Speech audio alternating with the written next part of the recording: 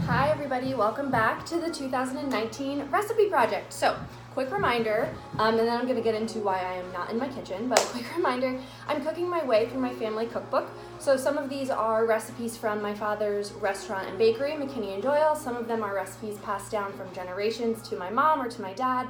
And some of them were just created by friends or family in our household growing up in New York. So the whole point of this is to share how these special occasion recipes that tend to be really indulgent or kind of over the top in terms of sugar and calories can just be slightly tweaked so that they fit into your daily life a little bit more regularly. So you can have some of your favorite stuff without it being a special occasion and without feeling like it's doing your body a disservice. So I'm a health and fitness coach, which is why I'm passionate about this stuff, but I'm also a foodie, so I'm not about eating salads and steamed vegetables and grilled chicken all the time. I like good food.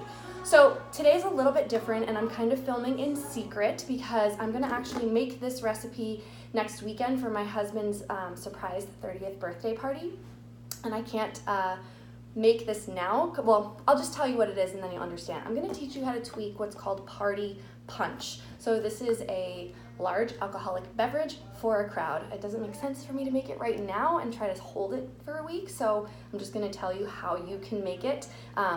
It's pretty self-explanatory. There's not a whole lot of skill that goes into this, so I'm hoping that it's still gonna be helpful for you. So the original recipe calls for 1 frozen lemonade concentrate, 1 frozen orange concentrate, a large can of pineapple juice, 1.5 cups of sugar, 2 bottles of ginger ale, and 2 quarts of rum.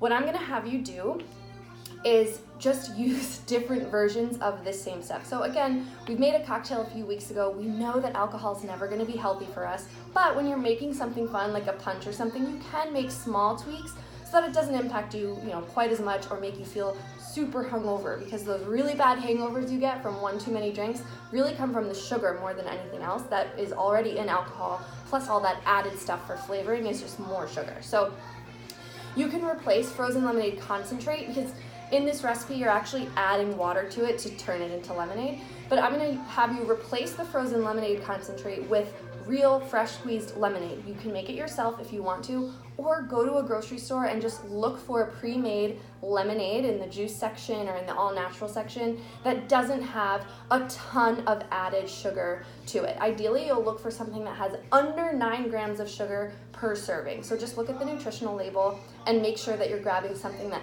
fits that guideline or as close to that guideline as you can get.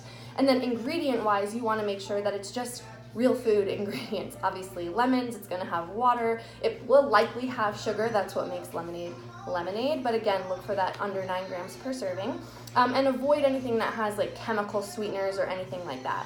If one is sweetened with stevia, that is actually a plant-based all-natural sugar, that's fine, but you do kind of still want to keep that sugar content down. And then what I would do is just look at the lemonade concentrate, like the frozen one, while you're in the grocery store, and see how many servings of lemonade that would make based on, the instructions, and then make sure you have enough of the more natural version to use in this recipe, okay? Second one, same thing with the orange concentrate, fresh squeezed orange juice. Perfect, you can get it at a grocery store, you can make it yourself, more power to you. I'm gonna buy it at a grocery store. This is actually really not that hard to find. Trader Joe's will have it, most regular grocery stores will have it. Just kind of go to the all-natural section or the organic section and take a look. Orange juice is really good. Fresh squeezed orange juice really doesn't need added sugar, so if you can find one without it, perfect. If you can't, again, keep it under 9 grams of sugar per serving. The pineapple juice. Same thing, look for one that doesn't have a ton of added sugar, you're looking for something all natural. If you can't find it, but you found the other two, cool. You've already made some healthy swaps, not something to get super worked up over, but the more natural, the better. It's pretty simple. And then I actually am going to recommend that you skip the sugar completely.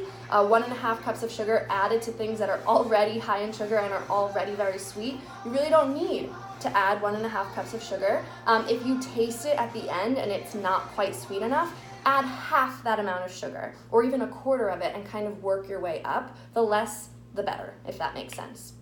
And then with the ginger ale, if you can use, I don't want you to use diet because that's going to have all this artificial crap. It just is. just look for one. There are actually, I know this sounds crazy, you guys are gonna think I'm nuts, but Trader Joe's is a really great example. They make their own ginger ale and they bottle it and sell it. I would go with that if you can. It actually tastes way better to me anyway, but if you can, replace the ginger ale with something more natural. Avoid going diet. Everybody thinks that a diet soda is gonna be better than a regular soda because it has less calories, but I would almost rather you have real sugar than the artificial chemicals that are put into diet soda. So not a whole lot you can do with that. And then with rum, this is kind of what we talked about when we did the gin and tonic. The better quality the spirit, the less toxins are actually in that spirit. Alcohol is alcohol. You're still putting toxins into your drink and into your body, but if we're gonna have a drink, let's make it a good one. So look for a high quality rum. You wanna use a white rum for this, not a dark rum. It's just gonna go a little bit better with the other flavors, that fruitiness. So the better quality rum, the better quality alcohol. And then all you're gonna do is mix everything together and chill it for 2 hours. You wanna add ice right before serving it. What I like to do to not water things down is actually freeze a bunch of fruit. So freeze some sliced strawberries, some slices of lemon, some sliced watermelon, some slices of orange. You can freeze all of those things and then use that in the punch bowl instead of ice. It won't dilute the drink and it looks really pretty.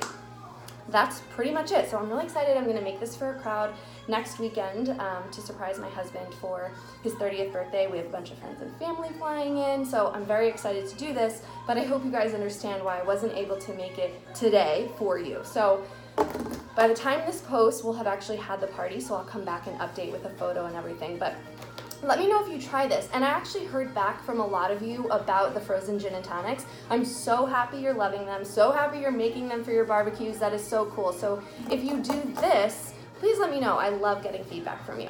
Until then, see you next time.